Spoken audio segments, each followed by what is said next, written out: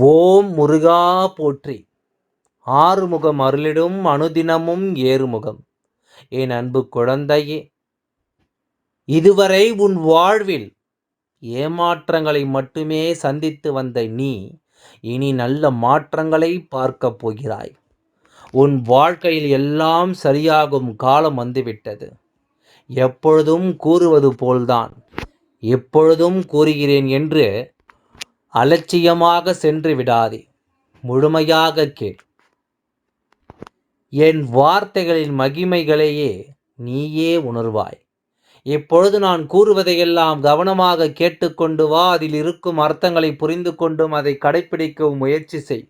முதலில் உன் மனதை அமைதியாகவும் தெளிவாகவும் வைத்துக்கொள். அதீதமான யோசனைகளில் எப்பொழுதும் மூழ்கிக் கொண்டிருக்கிறாய். அதாவது வீண் பேச்சுகளையும் மனதிலிருந்து அகற்றிவிட்டாலே போதும். அதாவது வீண் யுகங்களை கூட எளிதில் தகர்த்து விடலாம். அப்படி இருக்கும் பொழுது உன் வாழ்வில் நடக்கும் இந்த போராட்டங்களை தகர்த்து விட முடியாதா என உன் பிரச்சனைகளை பற்றி அதிகமாக யோசிக்காமல், வியூகங்களை வகுக்காமல் அமைதியாக இரு. எந்த ஒரு சதியையும் எளிதில் வெல்லலாம். எப்பொழுது தெரியுமா? சலனமும் சஞ்சலமும் இல்லாத நதியைப் போல நம் மனது தூய்மையாக இருக்கும் பொழுது இழந்ததை நினைத்தும் இன்னும் பெறவில்லையே என்று நினைத்தும் வருந்தாதே. நீ எதை இழந்தாலும் அது இன்னொரு வடிவில் உன்னை வந்து சேரும். இதுவே இயற்கையின் விதி. இப்பொழுது உள்ள உன் பிரச்சனைகள் எல்லாம் மறந்துவிட்டேன். உன் கவலைகளை எல்லாம் களைந்துவிட்டு இறைவனை அடையும் வழியை மட்டும் பார். அதுவே உன் எல்லா பிரச்சனைகளுக்கும் நிரந்தர தீர்வினை தரும். இறைவனை அடைவது என்பது எளிமையான வழிதான். ஆனால் மன தைரியமும் வைராகியமும் இருக்க வேண்டும். எவன் ஒருவன் எதனாலும் மகிழ்வது இல்லையோ, என்ன நடந்தாலும் துயரப்படுவது இல்லையோ, எதையும் யாரையும் வெறுப்படுத்து இல்லையோ, எதற்கும் ஆசைப்படுவதில்லை, நல்லது கெட்டது இரண்டையும் துறந்தவனாக என்னிடத்தில் பக்தி கொள்கின்றானோ அவனே எனக்கு பிரியமானவன். அவனே இறைவனையும் அடைய முடியும். எவருடைய பாவங்கள் அழிந்து விட்டனவோ, எவருடைய ஐயங்கள் தெளிவடைந்து விட்டதோ, எவரும் அனைத்து உயிரினங்களின் நலனிலும் ஈடுபாடு கொண்டவரோ, எவருடைய மனம் சஞ்சலம் நீங்கியதோ அவரே இறைவனை அடைவார். சஞ்சலத்திற்கும் சந்தேகத்திற்கும் இடமில்லாமல் கூற வேண்டுமெனில் மனம் என்பது சஞ்சலமானதுதான். வஞ்சப்படுத்துவதும் கடினம்தான். ஆனால் பயிற்சியினாலும் வைராகியத்தாலும் அதை வஞ்சலப்படுத்தலாம். அதை நீ வசப்படுத்தும் பொழுதே இறைவனை நீ காண முடியும். நீ இருக்கும் பிரச்சனைகளை எல்லாம் மறந்துவிட்டு இறைவனை பற்றிக்கொள். இறை வழியில் உன் பயணத்தை துவக்கி எந்த மனது நல்லது நினைக்கிறதோ அந்த மனதிற்கு நல்லதே நடக்கும். எந்த மனிதன் மற்றவர்களும் நன்றாக இருக்க வேண்டும் என்று நினைக்கின்றானோ அந்த மனிதன் நன்றாகவே இருப்பான். இதுவே ஆத்மாவின் வாழ்வின் இயல்பு. இப்பொழுது நான் கூறிய எந்த மாற்றங்கள் எல்லாம் மனதிற்குள் நீ கொண்டு வா. இறை வழியில் அப்பொழுது இதுவரை ஏமாற்றங்களை மட்டுமே பார்த்த உன் மனது நல்ல மாற்றங்களை பார்க்கும். மனம் நிறைவாக உணரும். உன்னுள் இந்த மாற்றங்கள் வர துவங்கி விட்டாலே உன் வாழ்வில் நல்ல மாற்றங்கள் வர துவங்கும். அந்த நல்ல மாற்றங்களை எல்லாம் நீ உணரவும் துவங்குவாய். இறைவனை பற்றி கொண்டு இறை வழியில் செல்லும் பொழுது எந்த மாற்றங்களும் உன்னை நெருங்காது. இப்பொழுது நான் கூறிய எல்லாவற்றையும் சரியாக புரிந்து கொண்டு சரியாக நீ செயல்படுத்தி வந்தாலே உன் அத்தனை பிரச்சனைகளும் முடிந்துவிடும். உன் கைகளில் இருக்கும் பிரச்சனைகளும் சிக்கல்களும் இறைவன் கைகளுக்கு மாற்றப்படும். அந்த பிரச்சனைகளை தீர்ப்பது இறைவனின் பொறுப்பாகிவிடும். எண்ணம் படியே, அதாவது உன் எண்ணம் படியே நிகழும். அதனால் எண்ணத்தை எப்பொழுதும் தூய்மையாக வைத்திருக்க வேண்டும். எண்ணத்தை தூய்மையாக வைக்க வேண்டுமானால் உன் மனதில் இறைவன் குடியிருக்க வேண்டும். அதற்கான வழிமுறைகளைத்தான் நான் இதுவரை சொல்லிக் கொண்டிருந்தேன். புரிந்து கொண்டாயா? மனதில் ஏற்றுக்கொண்டாயா? இனி என்ன செய்ய வேண்டும் என்று முடிவெடுத்து விட்டாயா? எதை செய்தாலும் நம்பிக்கையோடு செய். என் அன்பு குழந்தையே, உன் அப்பன் முருகன் உன் வாழ்வில் நீ பெற்றதை விட நீ இழந்ததுதான் அதிகம்.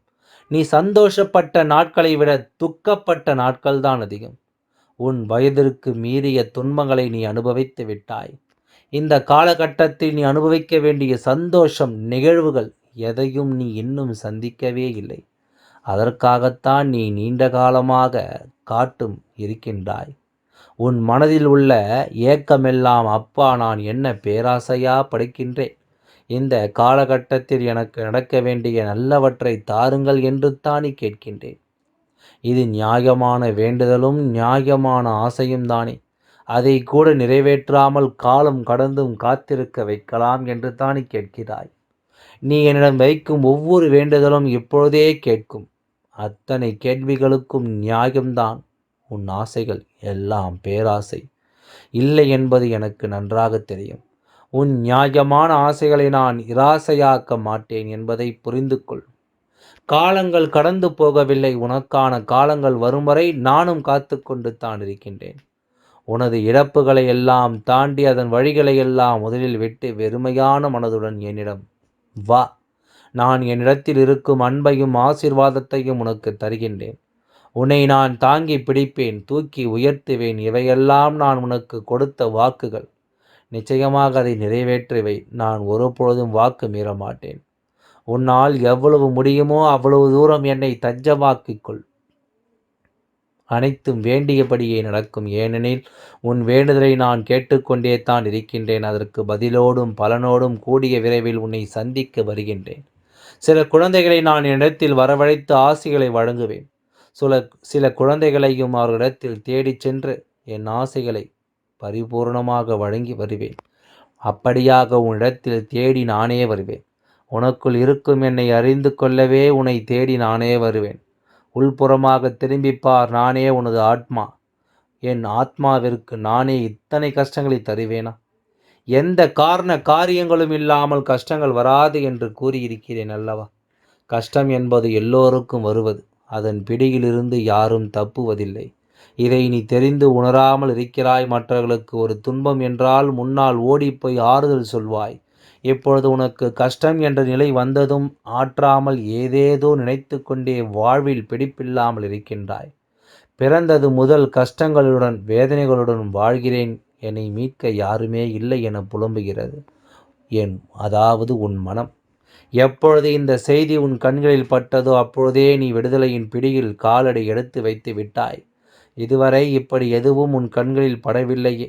இப்பொழுது இந்த நல்ல செய்திகள் உன் மனதில் நிற்கிறதே. அப்படியானால் உனக்கு நல்ல காலம் வந்துவிட்டது.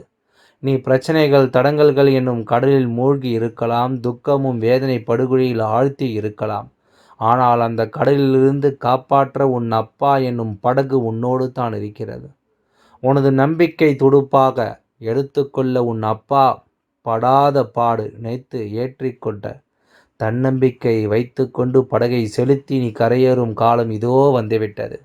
என் மென்மையான கரங்களால் உன்னை வருடிக்கொண்டு உன் பக்கத்தில் தான் நான் அமர்ந்திருக்கின்றேன். நீ விரைவில் அனைத்தையும் பெறுவாய். உன் வேண்டுதல் கேட்கப்பட்டதை நிறைவேறியே தீரும். உன் வாழ்வின் கஷ்ட காலங்கள் எல்லாம் முடிவிற்கு வரும். உன் வயதிற்கு மீறிய துன்பங்களை அனுபவித்த நீ இனி உன் வயதிற்கு ஏற்ற வாழ்வை வாழ்வாய். எதுவும் தாமதமாகாது. எல்லாம் விரைவில் கைகூடி வரும். போதிய அளவு நீ காத்திருந்து விட்டாய். இனி காத்திருப்பதற்கும் கவலைப்படுவதற்கும் ஒன்றுமில்லை. நீ நினைத்தது எல்லாம் உன் கரங்களில் சேரும் காலம் இது. சற்று பொறுமையாக இரு. உன் அப்பன் முருகன் எல்லாவற்றையும் பார்த்து பார்த்து செய்து தருகின்றேன். காலம் காலமாக கஷ்டத்தில் மூழ்கி இருக்கும் உன்னிடம் நிறைவான நிரந்தரமான இன்பத்தை சேர்க்கவே நானும் கஷ்டப்பட்டு கொண்டிருக்கின்றேன். இனி எல்லாம் சரியாகும். விரைவில் எல்லாம் நலமாகும். நீ கேட்டதெல்லாம் கிடைக்கும். உன் சந்தோஷ கணங்களை பார்க்க நானும் காத்து கொண்டிருக்கின்றேன். நம்பிக்கையோடு இரு. நிச்சயம் உன் அப்பன் முருகன் நான் இருக்கின்றேன். ஓம் முருகா போற்றி. ஓம் ஈசனே போற்றி. ஓம் கந்தனே போற்றி.